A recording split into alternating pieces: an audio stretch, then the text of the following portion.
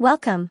The movie opens up with a woman named Kira Mabon who is dating Jonas Stinsky. After an enjoyable evening at a bar, he takes her to his place where they spend the night together. When Kira wakes up the next morning, Jonas is already gone and her attempts to contact him are unsuccessful. Nevertheless, she leaves the apartment without a care in the world. On the way, she calls her friend Martha to recount the evening with her fifth date. However, her friend abruptly hangs up on her, implying doubt about Kira's account. It's one jealous friend. Just then Kira realizes that she has inexplicably walked back to Jonas's building. In a confused state, she enters the apartment, which has become different from the one she's just left, and it feels strangely familiar. She recognizes the furniture and several other things as if she has been there long ago. She also has a vision of a little girl playing in one of the rooms. She frantically calls the contact labeled home, and to her surprise the landline rings. In the same apartment. All of this seems to tell Kira that this is her home. The only sign of Jonas is an old photograph of him and Kira together, which appears to be very old. Unable to comprehend the situation, Kira rushes to the washroom where she notices that one of her fingers' skin is crumbling off. As she tries to tear them off, it starts bleeding, which makes her uneasy, so she patches it again. Shortly after, she hears a knock on the door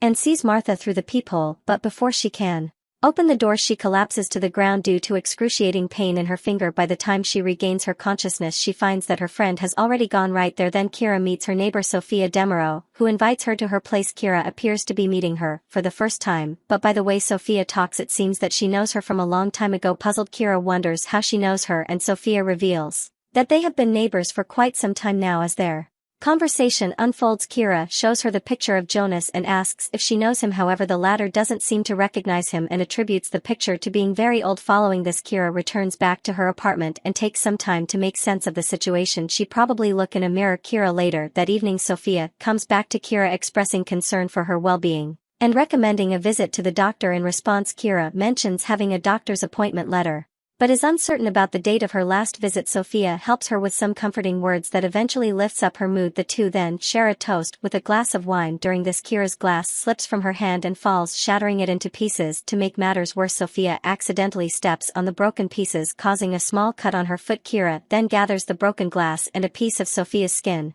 before heading to the bathroom. There she gently replaces her finger's skin with that of the skin from Sofia's foot. To her surprise, Sofia's skin quickly melds with hers. This makes her believe that she has finally discovered a cure. By swapping out her flaky skin with healthier skin, she can achieve smooth and rejuvenated skin. The following morning, Kira wakes up to learn that her skin infection is spread even more. As a result, she decides to seek medical help and meets Dr. Rafaela Krober, who carefully extracts a sample of her flaky skin for testing. Curious, Kira asks if she has been here before, but the doctor dismisses it as an unimportant topic. After some time, Dr. Rafaela reveals that Kira's skin is undergoing atypical cell deterioration, indicating premature aging. Thank God, says Kira. I thought I had that Benjamin Button. Hearing this though, Kira asks about the possibility of a skin transplant, but the doctor advises waiting for the test results before making a decision. Dr. Rafaela also provides her with some medications to cope with the pain and assures that it will get cured afterwards. Kira finds out that the skin condition has extended to her shoulder. Unable to wait for the test results, she decides to visit another hospital. While waiting for the doctor, she notices a mortician taking a smooth-skinned dead body towards the morgue room. Kira appears to be envious of the dead body skin as well. Shortly after, Dr. Cer examines her and suggests that she consult with skin specialists, or maybe just skin some dead people with no immediate treatment. Kira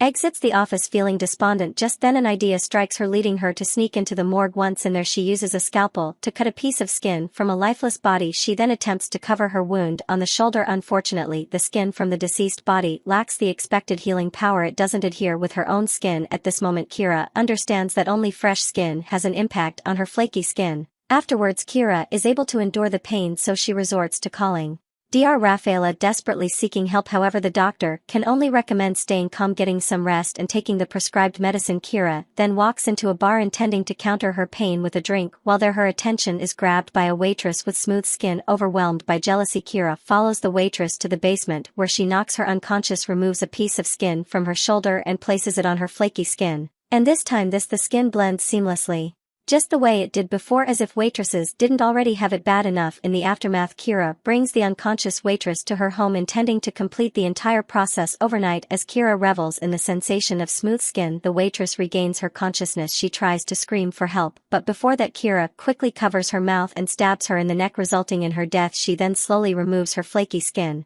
and replaces it with the freshly acquired skin from the Waitress later Kira is thrilled to observe the smooth and impeccable condition of her new skin. While admiring herself in the mirror, she notices a spot on her shoulder starting to flake again. Just then Sophia pays her a visit and admires her smooth and flawless skin. She also expresses her curiosity on the treatment for such an outcome, but Kira evades.